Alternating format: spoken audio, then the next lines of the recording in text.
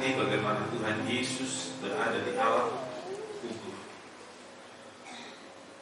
Kami mengenang dan memperingati sengsara Yesus yang belum berakhir pada hari Sabtu ini. Kami menanti kebangkitan Yesus besok. Berkatilah ibadah ini dengan pengharapan, dengan kekuatan, sehingga kami semua mendapatkan kepastian tentang kebangkitan Tuhan pada hari yang ketiga.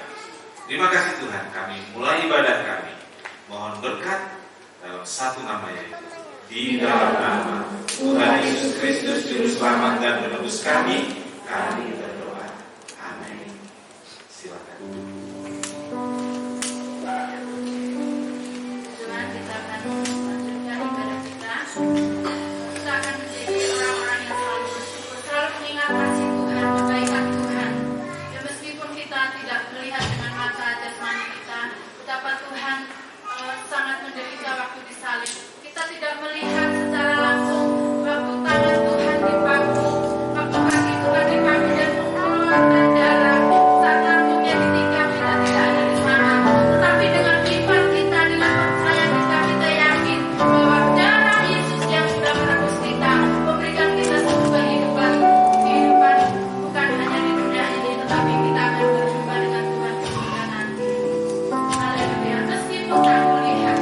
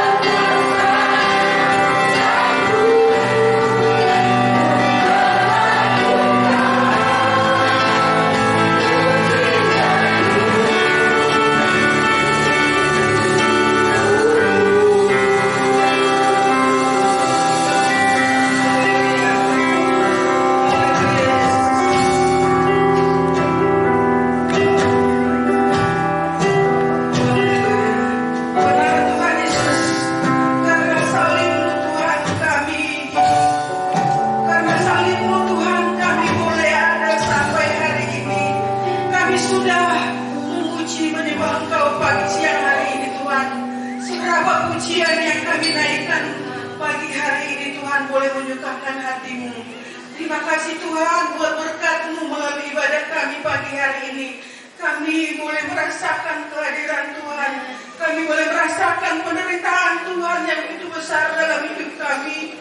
Bahkan sampai saat ini Tuhan, penderitaan-Mu belum selesai ya Tuhan. Sungguh hati kami bersyukur Tuhan. Kami berterima kasih Tuhan dalam pengorbanan-Mu yang begitu besar, yang sudah menyelamatkan hidup kami, yang sudah memberikan kami hidup, yang sudah memberikan kami kemenangan sampai saat ini ya Tuhan. Terpuji-pujilah nama-Mu Tuhan. Terima kasih Tuhan buat hamba-hamba-Mu yang sudah melayani kami pagi hari ini Tuhan. Tuhan pakai mereka semuanya untuk lebih lagi Tuhan, lebih setia lagi, lebih indah lagi di dalam melayani Tuhan. Dan biar apa yang mereka lakukan Tuhan, semuanya hanya untuk kemuliaan dan hormat nama-Mu. Terima kasih Tuhan Yesus, terima kasih. Tiba saatnya Tuhan, kami buka hati kami buka pikiran kami Tuhan, untuk dibentuk oleh firman-Mu Tuhan. Kami sangat membutuhkan firman-Mu Tuhan, karena kami tahu Tuhan Yesus, firman-Mu adalah kekuatan bagi kami. Firman-Mu yang sanggup memulihkan kehidupan kami ya Tuhan. Firman-Mu yang sanggup memberikan penghiburan bagi kehidupan kami ya Tuhan. Terima kasih Tuhan Yesus, terima kasih. Kami percaya Tuhan, Bapak Gembala kami, Engkau sudah urapi, Engkau sudah penuhi dengan urapan Roh Kudus-Mu Tuhan. Sehingga apa yang disampaikan pada pagi hari ini, semuanya berasal daripada-Mu Tuhan. Terima kasih Tuhan Yesus, terima kasih. Terpuji-pujilah nama-Mu Tuhan. Ampuni dalam segala kekurangan kami Bapa, agar kami tetap layak menerima segala berkat-berkat yang Tuhan tambahkan bagi kami, berkat firman-Mu siang hari ini. Terima kasih Tuhan. Dalam nama Yesus Kristus kami berdoa dan mengucap syukur. Haleluya. Amin. Silakan duduk. Kita akan bersama-sama mendengarkan firman Tuhan yang akan disampaikan oleh Bapak Gembala kita.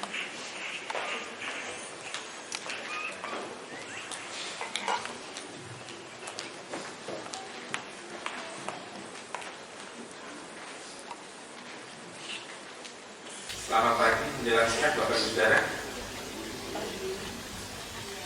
Bagaimana? Bisa istirahat tadi malam? Yang paling pagi tidur jam berapa? Bukan paling malam. Ada yang tidur jam 1? Jam 2? Jam 2. Yang jam 2 itu kayaknya dia ngedit ngerjain hasil kerja. Tapi bisa tidur enak ya, puji Tuhan. Kita akan dengarkan firman Tuhan tentang satu sunyi, pengharapan yang pasti. Katakan sama-sama, satu sunyi, pengharapan yang pasti. 2, 3. Satu sunyi, pengharapan yang pasti. Kita akan sama-sama baca. Saya ingin membaca ke Matius 27 ayat 57 dan 61 saja lebih dulu. Ya, jadi yang bagian kedua saya akan bacakan. Demikian firman Tuhan. Matius 27 57 sampai 61. Menjelang malam datanglah seorang kaya, orang Arimatea yang bernama Yusuf dan yang telah menjadi murid Yesus juga. Ia pergi menghadap Pilatus dan meminta mayat Yesus. Pilatus memerintahkan untuk menyerahkannya kepadanya. Dan Yusuf pun mengambil mayat itu, mengapaninya dengan kain lerat yang putih bersih, lalu membaringkannya di dalam kuburnya yang baru, yang digalinya di dalam bukit batu. Dan sesudah menggulingkan sebuah batu besar ke pintu kubur itu, pergilah ia. Tetapi Maria Magdalena dan Maria yang lain tinggal di situ duduk di depan kubur itu. Amin. Berbahagialah setiap orang yang telah mendengar, membaca dan melakukan firman Tuhan. Tuhan Yesus memberkati. Bapak Ibu Saudara, dalam perayaan masa raya Paskah ada satu hari yang sering dilupakan orang. Ya, ada satu hari saja yang sering dilupakan orang, yaitu karena pada hari itu tidak ada hal penting, tidak ada hal-hal yang luar biasa. Hari itu adalah hari Sabtu, saat Tuhan Yesus berada di dalam kubur. Dan orang seringkali mengatakannya Sabtu Sunyi. Bapak Ibu Saudara, Sabtu Sunyi, dia berada di tengah-tengah dari dua perayaan besar, yaitu Jumat yang kita sebut dengan apa, saudaraku? Jumatnya, ya, Jumat Agung. Itu Jumatnya, perayaan besar. Lalu ada hari Minggu apa, saudaraku? Kebangkitan, perayaan besar. Gitu. Lalu saudaraku ada yang di tengah ini, saudaraku, yang di tengah ini. Itu sering dilupakan. Dan sejujurnya saudaraku, di gereja kita juga baru 2 kali mengadakan, betul ya? Gitu. Jadi ketika kita beribadah di sini, lalu satunya ngapain? Ya kebaktian. Masa pergi jauh-jauh kebaktian cuma sekali gitu. Lalu ya ternyata dalam sejarah gereja ada hari yang disebut Sabtu Sunyi. Dan isinya apa sih? Pak Pendeta mempelajarinya. Ternyata penting, saudara ya. Penting, ternyata penting. Dan ini bukan soal Katolik, Kristen, Pentakosta, bukan. Ini soal apa yang terjadi di dalam peristiwa masa raya Paskah. Ya. Jadi mulai dari Minggu Palem, Kamis itu tidak ada kejadian siangnya, tapi malamnya ada kejadian malam. Getsemani, Jumat Agung, Sabtu Sunyi, dan Minggu Kebangkitan. Jadi saudara-saudaraku, hal-hal ini kita rayakan. Dan saya mau mikirkan begini, 2 tahun ini kita bikin kebaktian Sabtu Sunyi karena kita sini, kebagian sini dan semua kita ada sama-sama. Yang saya pikirkan adalah next tahun depan kalau kita nggak pergi begini, apakah kita akan mengadakan kebaktian Sabtu Sunyi?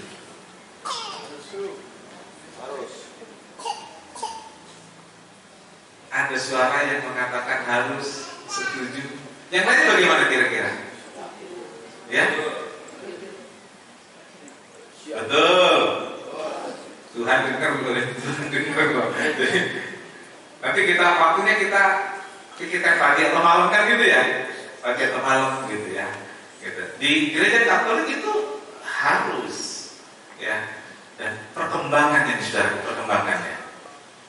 Ternyata GKI, saya lihat di literatur di media sosialnya GKI, literatur tentang Sabtu Sunyi banyak dan mereka mengadakan Sabtu Sunyi.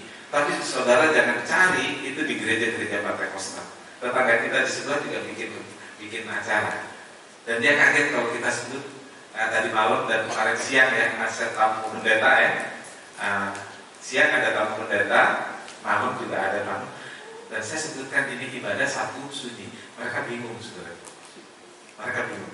Dan yang sekarang yang sedang mereka lakukan adalah talk show kecil-kecilan gitu ya. Talk show ya. Masing-masing punya cara menghayati. Dan kita berarti secara rutin akan terus mengadakan kegiatan Sabtu Sunyi. Setuju ya? Puji Tuhan. Bapak Ibu Saudara, peristiwa Sabtu Sunyi adalah ini, saudaraku. Peristiwa Sabtu Sunyi ini adalah penggenapan Yesus jadi manusia. Waktu lahir genap nggak Yesus jadi manusia? Belum. Ya. Dia benar-benar manusia tapi belum menggenapi seluruh kehidupan, begitu maksud saya. Ya kan? Belum. Manusia itu secara runut dari hidup sampai mati kan gitu ya. Tumbuh dewasa, berkarya, lalu mati dan dikuburkan. Yesus alami semua itu? Alami. Yesus mengalami semua itu. Jadi penggenapan kemanusiaan Yesus, saudara. Dia lahir, dia tumbuh. Ya. Waktu Yesus lahir, giginya udah ada belum sih? Ini Pak Pendeta pikirnya kacau. Saya tanya saudara, waktu Yesus lahir giginya sudah ada belum? Rambutnya segitu panjang belum? Begitu ada tumbuh gigi, dia bisa jalan. Nah, Yesus waktu lahir bisa jalan nggak? Ayo, siapa berani bisa jawab? Yesus waktu lahir di Bethlehem, dia terus bisa jalan nggak? Ya, saudara nggak yakin Yesus itu Tuhan ya? Nah, kita berkata Yesus itu lahir sebagai manusia, sama seperti manusia yang lain. Lahir belum ada giginya, dia nggak bisa jalan, rambutnya nggak sepanjang itu, kan gitu ya. Lalu dia tumbuh giginya, dia bisa berjalan, dia bisa bekerja, manusia. Sama dengan kita sekarang ini juga. Lalu dia mati dengan caranya. Lalu dia dikuburkan. Kenapa? Bahwa Yesus itu sungguh-sungguh seorang manusia. Bapak Ibu Saudara, ada beberapa hal yang harus kita perhatikan dari peristiwa Sabtu Sunyi ini. Ya. Yang pertama, Sabtu Sunyi itu harus menjadi refleksi diri. Nggak enak di sini. Begini aja ya. Ya. Sabtu Sunyi itu harus jadi perenungan dan refleksi diri kita. Saudara pernah nggak sih merenung terus pikirannya kemana-mana gitu? Kalau sampai ngaco sekali, diam merenung. Namanya apa saudara? Sawan. Ya ngelamun, ya halu, apalagi tadi ada bilang stres. Yang dimaksud perenungan dan refleksi diri itu terpusat pada satu hal tentang diri kita. Siapa kita, mau ngapain kita, siapa Yesus, ngapain Yesus untuk saya. Nah, saudaraku, Sabtu Sunyi ini harus jadi saat seperti ini. Ya.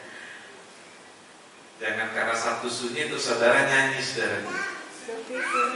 Sunyi, sedih. Ini kalau saya begini ya, paling cepet nyamber itu Ibu Doroti sama Bapak Pasari. Gimana Bapak Pasari? Ini paling cepet nyamber itu kalau saya nyanyi gitu. Ya jangan nyanyi sunyi sedih sendiri, karena bukan untuk meratapi diri, tapi untuk refleksi diri. Saudaraku, saat sunyi, saat hening, saat yang baik untuk kita mengadakan perenungan dan refleksi diri. Kita berhenti dari hiruk-pikuknya keramaian. Kita berhenti dari hingar-bingarnya Tangerang, tapi bikin hingar-bingar di Puncak. Saya tidak yakin kalau kita hari ini ada di Tangerang, di rumah kita, ya, kita bisa kumpul seperti ini di jam ini. Ayo, siapa yang yakin? Setuju kalau kita di Tangerang kita nggak bisa kumpul begini di jam ini? Setuju nggak? Yakin ya? Sekarang kita bisa. Lalu dengarkan firman. Inilah saat kita merefleksi diri, menghayati apa artinya sengsara Tuhan Yesus. Saudaraku, kita berhenti dari keramaian di sekitar kita, lalu merenungkan tentang penderitaan dan kematian Yesus. Kita merenungkan pengorbanannya yang begitu besar, sengsara yang begitu mengerikan. Semua dilakukan karena kasihnya, karena cintanya kepada kita semua. Bapak Ibu Saudara,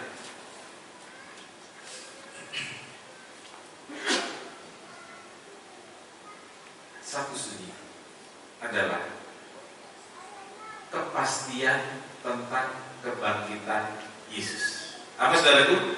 Kepastian tentang kebangkitan Yesus. Ya, tadi sudah saya singgung, Sabtu Sunyi bukan Sabtu kesepian. Ya. Bukan sunyi tanpa harapan, tetapi justru dalam Sabtu Sunyi inilah harapan itu jadi pasti.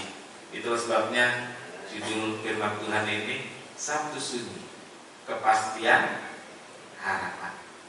Harapan itu menjadi pasti.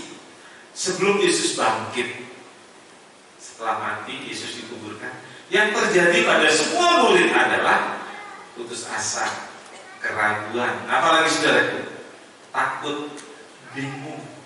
Saudaraku, semua ada pada diri murid-murid, bahkan saudaraku mungkin juga ada pada saudara dan saya sebagai orang percaya.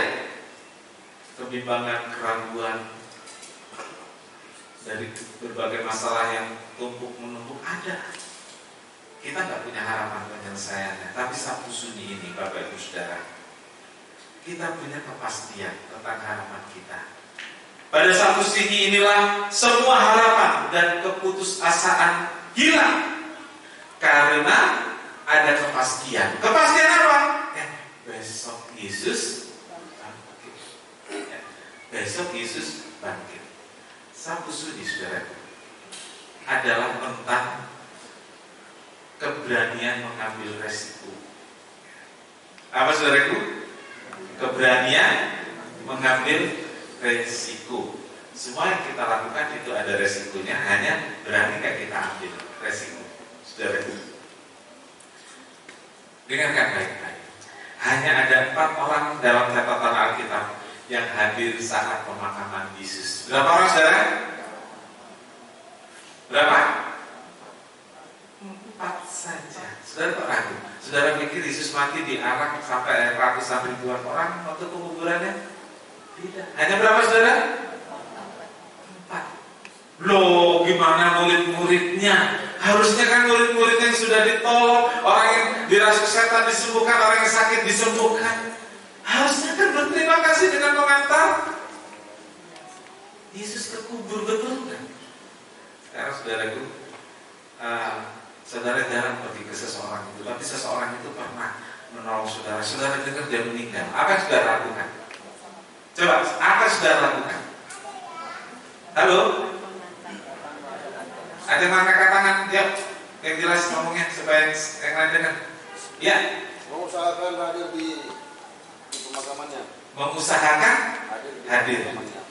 Maksimal atau minimal? Maksimal. Pokoknya diusahakan bagaimana bisa hadir. Kenapa? Karena beliau sudah menolong saya. Beliau sudah pernah membantu saya. Walaupun sekian lama gak ketemu. Harusnya murid-murid itu, saudaraku. Yang 5.000 orang dikasih makan itu kemana? Iya kan? Tapi hanya 4 orang saja. Itu bukan zaman COVID ya. Saudaraku, ada Om meninggal Bandung zaman COVID. Itu dari Bandung dikubur di Sandibu. Saya sebagai keponakan dan keluarga datang, saudara. Saudara tahu, dari Bandung yang datang istri, anak mantu, tidak semua cucu. Udah. Ya? Tidak semua anak mantu dan tidak semua cucu ya. Ini engkong yang bukan sembarangan gitu ya istilahnya ya. Orang punya, kalau di Bandung menyebut beberapa nama toko, dari toko bangunan, motor, hotel. Ini orangnya meninggal. Yang hadir di kuburan, saudaraku, masih lebih banyak dari Yesus di kuburan. Ya. Tapi saya merasa ya, sedih banget ya. Saya ingat keluar tuh almarhum Ibu Kepala meninggal, yang datang begitu banyak ya. Terus itu untuk berikutnya saya menghadiri, saudaraku, jomplang banget. Tapi itu COVID, ya. Itu karena COVID. Tuhan Yesus kan gak ada COVID waktu itu. 4 orang saja. Kemana yang lain? Saudaraku, hanya 4 orang itu saja. Yang lain sembunyi, yang lain takut, yang lain entah kemana. Hanya 4 orang ini yang berani mengambil resiko. Siapa itu, saudaraku? Yusuf dari Arimatea. Yusuf dari Arimatea yang meminta mayat Yesus diturunkan. Dia menghadap Pilatus. Bapak Pilatus, saya minta mayat Yesus diturunkan untuk dikuburkan. Dan kita baca tadi Pilatus ya memerintahkan agar diturunkan dan dikuburkan dengan layak. Ya, dikuburkan dengan layak. Kalau orang yang COVID itu, saya lihat tuh kalau dibilang layak nggak layak udah gitu ya, udah bukan dicampur lagi pakai beko. Itu kalau masih hidup teriak-teriak gitu.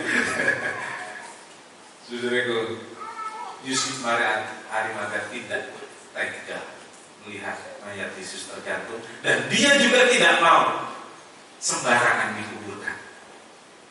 Dihargai, dihormati. Lalu seorang rekannya bernama Nikodemus.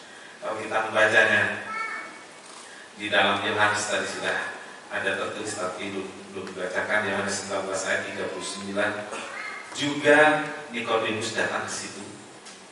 Dialah yang mula-mula datang waktu malam kepada Yesus. Ia membawa campuran minyak mur dengan minyak gaharu, kira-kira 50 kati beratnya. Sekarang ngomong berat, saudara, ngomong berat. Ibu perempuan ya, yang mengurapi Yesus, berat minyak wangi, minyak puala berapa? Ayo, saudara bisa jawab. Beratnya minyak, banyaknya minyak yang digunakan perempuan untuk mengurapi Yesus. Mana Deo? Deo minta satu hadiah untuk yang bisa jawab, boleh ya? Terserah Deo kasih apa? Ada opat. Ada. Berapa? Ya. 200? Salah. Berapa banyak? Langsung searching, buka lengkap. Ayo. 50 ribu di sana, satu lagi. Berarti hadiahnya buat saya.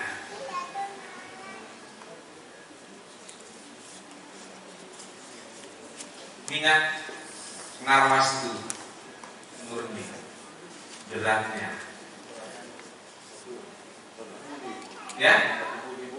Satu guli-guli. Berapa banyak? Karena guli-guli itu ada yang kecil, ada yang besar. Tertulis dalam Alkitab beratnya. Ini beratnya 50 kaki. Oke, close. Sudah mulai cari, dah hampir dapet sih.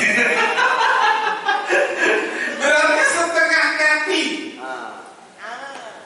Nah, ini kan saudara berat setengah kaki. Dan setengah kaki itu harganya adalah UMR setahun. Ya, kan itu ditulis ya. Kerja harga upah satu hari. Bukan berapa ya? Harga upah satu hari, bayangkan seperti itu. Mahalnya itu ya. Udah nggak usah dihitung karena mahal. Kalau yang murah bisa dibeli, kita hitung ya. Karena mahalnya ini 50 kati, berarti 100 kali lebih banyak dari, bener ya, saya ngomong bener ya, kan setengah kati, ini 50 kati, berarti kalau 50 kali kan enggak, kalau 50 kali ya bener, jadi 100 kali dari setengah kati itu.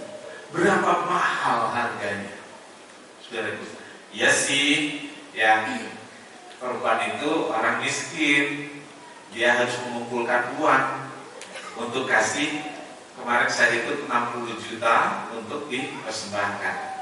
Nah, 50 kali 60 juta berapa tuh? Untuk mengurapi mayat Yesus. Itu korban Nikodemus. Korban Arimatea sediakan tempat. Lalu ada lagi 2 orang, saudara, yaitu Maria. Namanya dua-dua Maria. Yang satu disebut Maria Magdalena. Dia duduk, dia lihatin prosesi pemakaman itu. Lalu ada satu lagi disebut Maria yang lain. Saya nggak akan kasih hadiah karena saya sudah dengar. Sudah ada yang itu Maria ibu Yesus. 2 orang ini dia duduk, dia lihat prosesi. Nah, saudara-saudaraku, pada masa yang Paskah ini, marilah kita renungkan, menjadi orang Kristen juga mempunyai risiko. Ya. 4 orang ini merupakan pemberani yang mengambil resiko apapun yang diterimanya demi Yesus yang mereka kasihi. Lalu kemana murid yang lain? Beranikah murid yang lain muncul atau tidak? Saudaraku, pertanyaannya, beranikah kita mempertaruhkan hidup kita? Beranikah kita mempertaruhkan segalanya untuk Yesus seperti keempat orang ini, saudaraku? Ataukah saudaraku kita sembunyi ketakutan? Atau malahan justru kita meninggalkan Yesus dengan berbagai alasan yang dapat diterima? Saudara, kalau kita marah kepada orang yang memberi alasan kepada kita bilang, cari-cari aja alasan, nggak masuk akal gitu ya. Kalau saya bilang orang cari alasan itu pasti yang masuk akal dan dapat diterima. Hanya orang bodoh yang cari alasan nggak masuk akal. Gitu ya. Ya kan, coba kalau saudara cari alasan nggak masuk ke kantor atau terlambat ke kantor, alasan yang paling dapat diterima apa, saudara? Ya, untuk bukan saya bos, langsung SP. Loh, macet bisa jadikan alasan nggak? Tidak bisa. Saya kasih tahu saudara yang baru mulai kerja atau mulai cari kerja ya, macet itu tidak bisa dijadikan alasan. Kalau saudara tahu macet, kenapa enggak berangkat lebih pagi? Atau subuh bangun sahur langsung berangkat. Jadi kalau cari alasan yang masuk akal.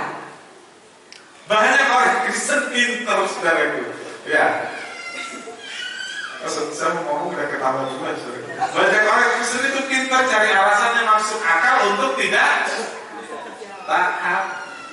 Banyak orang Kristen pintar cari alasan yang masuk akal untuk tidak melakukan apa yang Tuhan perintahkan. Saudaraku, jangan sampai kita seperti murid Yesus dalam kasus ini. Nah, yang terakhir, saudara, yang keempat, Sabtu Sunyi membuat kita memahami bahwa ada kuasa yang tidak dapat dibatasi oleh kematian. Lalu, ada kuasa yang tidak dapat dibatasi oleh kematian. Kuasa apapun di dunia ini, saudara, itu semua dibatasi oleh kematian. Selain kematian, akan membatasi kuasa.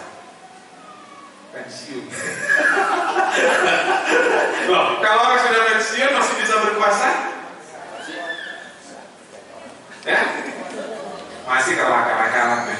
Tetangga seberang rumah bilang begini, saudaraku. Dulu waktu saya masih dinas, kalau lebaran bawahan datang, bawa pasar gini-gini. Sekarang saya udah pensiun, gak punya pasar lagi. Mana Pak? Ada yang ingat saya. Curhat, saudaraku. Dari orang kalau mati udah gak punya kuasa, kalau pensiun turun tahta gak punya kuasa lagi. Tapi Yesus Tuhan kita, kuasanya tetap sama, hidup atau mati, tidur atau bangun.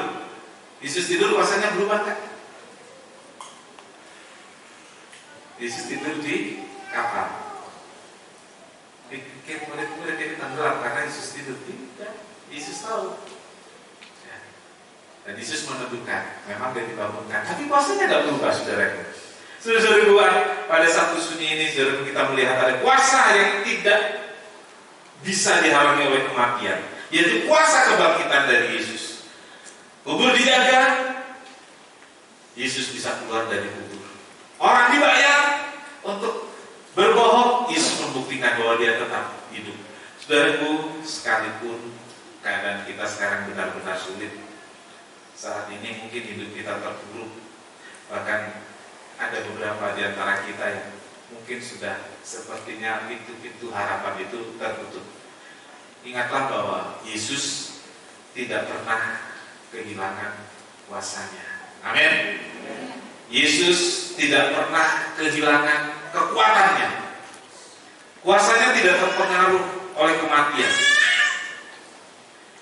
Kuasanya tidak menjadi lemah dan tidak berdaya ketika dia ada di alam kubur.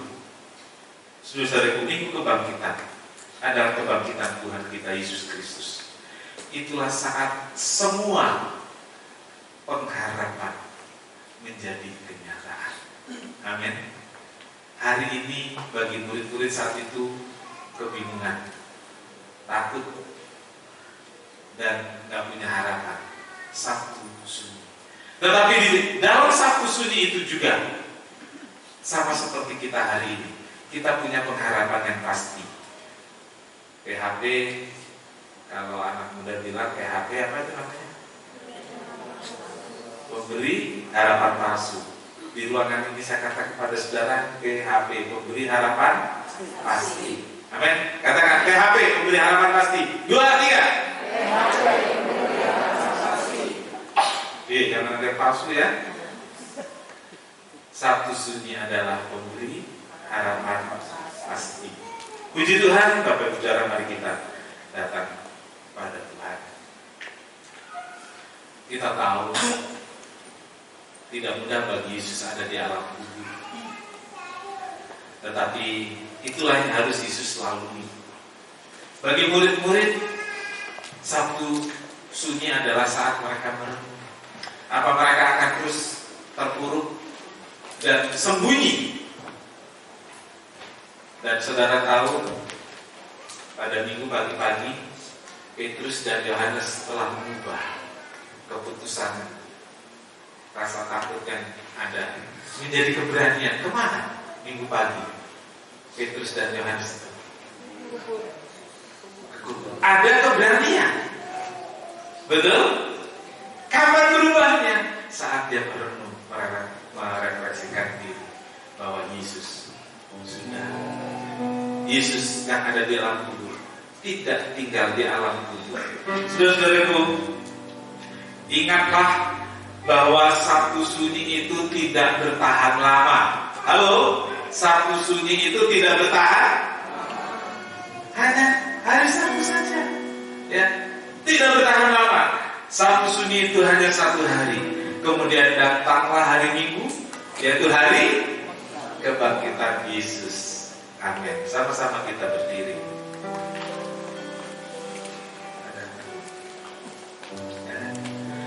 Sebab Dia hidup,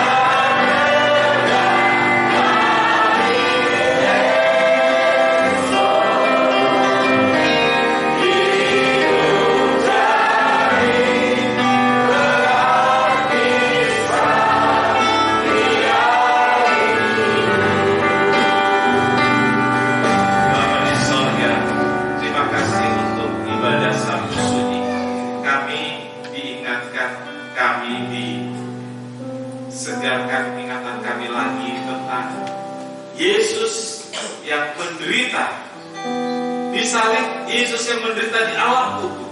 Tetapi itu hanya berlaku 1 hari di Sabtu sunyi. Dan pada hari Minggu Yesus bangkit, Yesus hidup, dan itulah pengharapan baru bagi kami. Itu satu pengharapan pasti bagi kami. Siang ini, ya Tuhan, ada di antara anak-anakmu yang sedang mengalami kesunyian kesunyian, kesendirian, karena beratnya pergumulan hidup. Tetapi hadirlah Tuhan dalam hidup kami semua, hadirlah Tuhan dalam hidup anak-anakmu, karena satu sunyi itu hanya satu hari, dan ada harapan baru di hari esok, yaitu waktu kebangkitan. Yakinkan anak-anakmu bahwa satu sunyi, kesunyianmu, kesendirianmu, beratnya hidupmu tidak berlangsung lama, karena ada harapan saat Yesus bangkit. Kami menang dan Tuhan dimuliakan. Terima kasih, berkati acara selanjutnya. Tuhan Yesus dimuliakan. Segala puji bagi Tuhan. Kami berdoa dalam nama yang mengasihi kami, yaitu di dalam nama Tuhan Yesus Kristus Juru Selamat dan Penebus kami berdoa. Amin. Silakan duduk. Kita akan memberikan persembahan. Ya.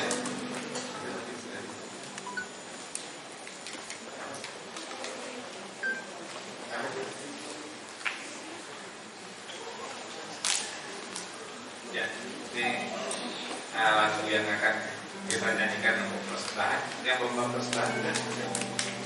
Ya.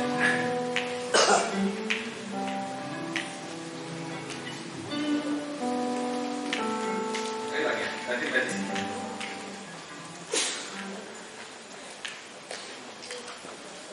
Ada saudara yang mau nyanyikan satu lagu untuk persembahan tentang kebangkitan? Hidup selamanya. Belum dijawab, sudah apa yang tanya gitu.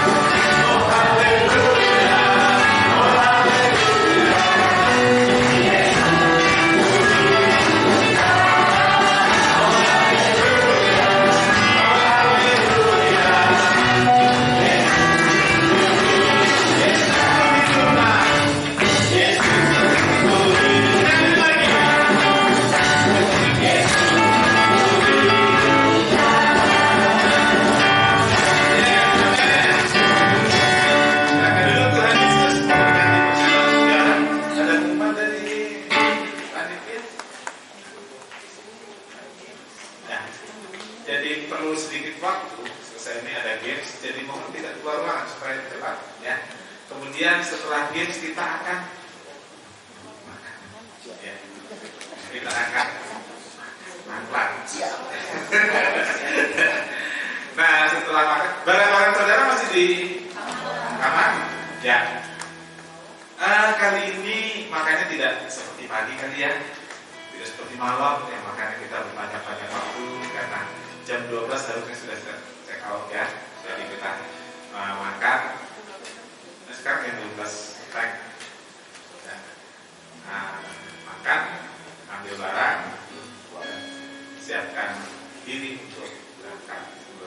Kita sama-sama berdiri, kita berdoa.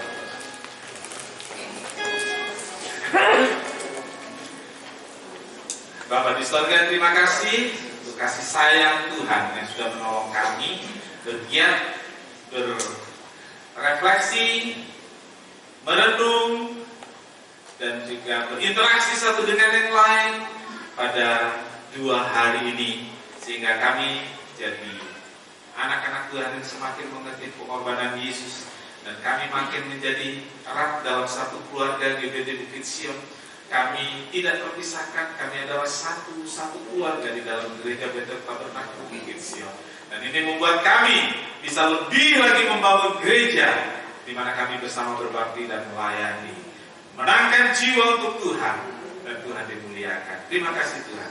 Pimpin kami pulang serta di perjalanan, dan juga tolong aktivitas terutama ibadah besok Minggu Kebangkitan, sehingga kami bisa bersama-sama mengikuti, menghayati ibadah kebangkitan besok pagi. Terima kasih Tuhan, terima kasih. Saudara kekasih, siang hari ini terimalah berkat dan damai sejahtera dari Allah Bapa, kasih karunia dari Tuhan Yesus serta persekutuan Roh Kudus serta kita semua sekarang sampai selamanya. Ini doa kami ya Tuhan, yang kami alaskan di dalam satu nama, yaitu di dalam nama Tuhan Yesus Kristus Juru Selamat dan Penebus kami berdoa. Amin.